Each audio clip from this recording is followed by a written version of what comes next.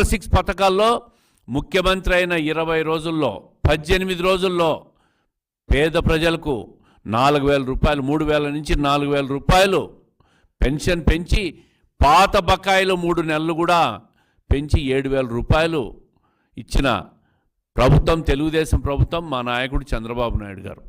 మిగిలిన హామీలన్నీ కూడా ఖచ్చితంగా అమలు చేస్తాం, దీంట్లో రెండో అనుమానం లేదు.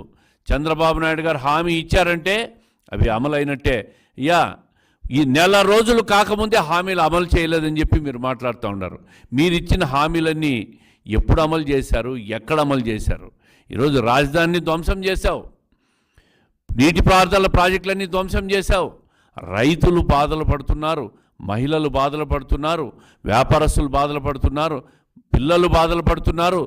అన్ని వర్గాల వాళ్ళు మీ 5 సంవత్సరాల పాలనలో విధ్వంసానికి గురై ఆర్థికంగా నష్టపోయి భౌతికంగా హత్యలు కూడా చేశారు. అన్ని రకాలుగా నష్టపోయిన ప్రజలు ఆంధ్రప్రదేశ్ ప్రజలు. దీన్ని బాగు చేసేదానికే చంద్రబాబు నాయుడు గారికి, కూటమి ప్రభుత్వానికి 164 సీట్లు ఎమ్మెల్యేల మద్దతు ఇచ్చి ఈరోజు రాష్ట్రంలో మళ్ళీ రాష్ట్ర పునర్నిర్మాణానికి ప్రజలు నడుం బిగిస్తే మీరు ఈరోజు జైలుకు పోయి, పిన్నెల్లి రామకృష్ణారెడ్డి ఒక గాంధీ మహాత్ముడంట, ఆయన ఏ హత్యా నేరం చేయలేదంట, బూతులు క్యాప్చరింగ్కు బూతులు లేకపోతే పోలీసులు చట్టపరంగా చర్యలు తీసుకున్నారు, చట్టపరంగా కేసులు పెట్టారు. ఎన్నికల కోడ్ అమల్లో ఉండగా కేసులు పెట్టారు. గుర్తుపెట్టుకోవాలి మీరు, చంద్రబాబు నాయుడు గారికి సంబంధం లేదది. ఎన్నికల కోడ్ ఉండగా కేసులు పెడితే అవన్నీ కూడా మాపైన వేసే నెపం వేసి ప్రజలను తప్పుదారి పట్టించే ప్రయత్నం చేశారు. 5 సంవత్సరాలు ప్రజలను తప్పుదారి పట్టించారు. ఇంకెవరు మిమ్మల్ని నమ్మరు, మీ పార్టీ నిలబడదు, బంగాళాఖాతంలో కలిసిపోవాల్సిందే. మీరు కూడా ఇప్పటికే తెలంగాణ హైకోర్టు కూడా మీ మీద ఉన్న అవినీతి ఆరోపణలో రోజువారీ కేసులు విచారణ చేయాలని చెప్పి సిబిఐ కోర్టుకు ఆదేశాలు కూడా ఇచ్చింది.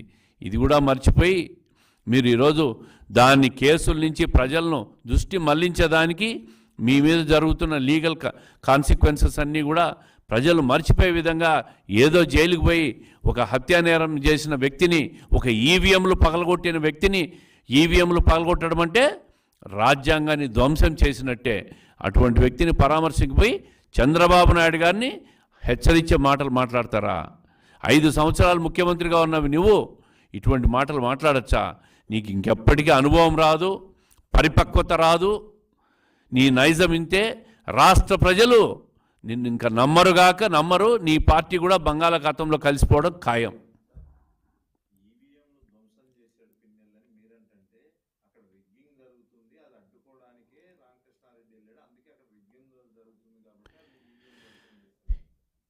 రిగ్గింగ్ జరుగుతుందని కాదు పిన్నెల రామకృష్ణారెడ్డి గారు పోయింది, తనకు వ్యతిరేకంగా ఓట్లు పడ్డాయి. ఆ బూతులో ప్రజలందరూ తనకు వ్యతిరేకంగా ఓటేస్తున్నారు, ఆ గ్రామ ప్రజలంతా నిన్ను వ్యతిరేకిస్తున్నారని తెలుసుకొని ఆ ఓట్లు ఉండకూడదని చెప్పి ఫ్రస్ట్రేషన్లో పోయి నువ్వు ఈమెయిల్ ధ్వంసం చేసావు తప్ప రిగ్గింగ్ జరుగుతుందని కాదు. రాష్ట్రంలో ఎక్కడన్నా రిగ్గింగ్ జరిగిందా?